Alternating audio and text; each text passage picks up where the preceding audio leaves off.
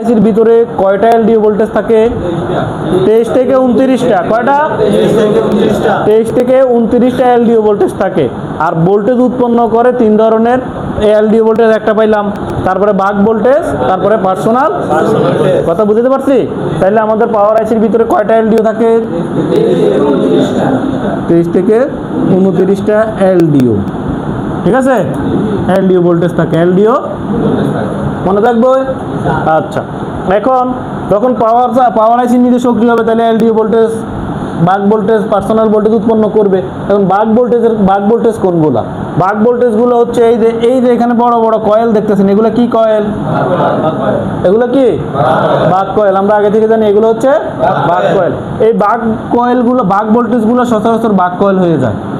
বাক ভোল্টেজগুলো কি হয়ে যায়? বাক ভোল্টেজগুলো কি হয়ে যায়? বাক ভোল্টেজ হয়ে যায়। এই বাক ভোল্টেজগুলো কোথায় যায়? বাক ভোল্টেজ দিয়ে কি চলে? বাক ভোল্টেজ পাওয়ার আইসি থেকে বাক কয়েল হয়ে কোথায় গেছে? সিপিইউতে গেছে। এই যে সিপিইউতে গেছে, এই লাইনটার নাম কি? বি প্রগ।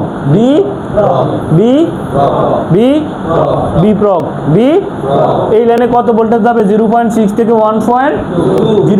থেকে 1.2 মানে 0.8 হইতে পারে, এটা 0.7 হইতে পারে, 0.9 হইতে পারে, 1 ভোল্টেজ হইতে পারে, 1.1 হইতে পারে, বা 1.2 হইতে পারে।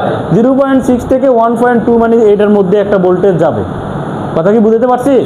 তাইলে এই বি প্রগ লাইনে আমাদের পাওয়ার আইসি থেকে সিপিইউতে ভোল্টেজ গেছে। পাওয়ার আইসি থেকে তারপর আরেকটা লাইন আছে, যেটা হচ্ছে, এটা হচ্ছে কি ভোল্টেজ? বাক ভোল্টেজ। এটা কি ভোল্টেজ? বাক কয়েল হয়ে যে ভোল্টেজগুলো যায় এগুলো হচ্ছে বাক ভোল্টেজ। বাক কয়েল হয়ে যে ভোল্টেজগুলো যায় এগুলো হচ্ছে বাক ভোল্টেজ। তাহলে এই যে বাক কয়েল হয়ে পাওয়ার আইসি থেকে সিপিইউতে একটা ভোল্টেজ গেছে, যে লাইনের মাধ্যমে ভোল্টেজটা গেছে এই লাইনটার নাম হচ্ছে বি প্রগ লাইন। কি লাইন? এই লাইনে কত ভোল্টেজ গেছে? 0.6 থেকে 1.2 এর মধ্যে একটা ভোল্টেজ গেছে। তারপরে বি কোর, বাক ভোল্টেজ। এটাও কি ভোল্টেজ?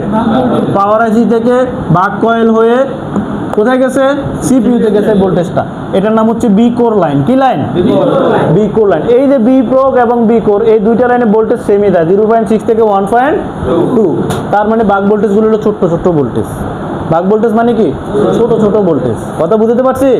তাইলে এই 0.6 থেকে 1.2 ভোল্টেজ এটাও কোথায় গেছে? সিপিইউতে গেছে। তাহলে বি প্রগ এবং বি কোর এই দুইটা লাইনের মাধ্যমে পাওয়ার আইসি থেকে সিপিইউতে ভোল্টেজ গেছে নি?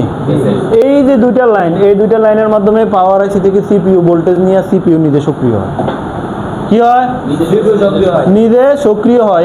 এটা হচ্ছে সিপিইউর মেন লাইন। পাওয়ার আইসি থেকে সে সিপিইউ কি নেয়? ভোল্টেজ নেয়। ভোল্টেজ নিয়ে সে নিজে সক্রিয় হয়। কোনো কারণে যদি এই বি প্রগ বি কোর লাইনের মাধ্যমে পাওয়ার আইসি যদি সিপিইউরে ভোল্টেজ না দিতে পারে, বা সিপিইউ যদি ভোল্টেজ না পায়, তাহলে আপনার ফোন 100% ডেড। ফোন কি? কথা বুঝতে পারছি? তাইলে বি প্রগ এবং বি কোর লাইনের মাধ্যমে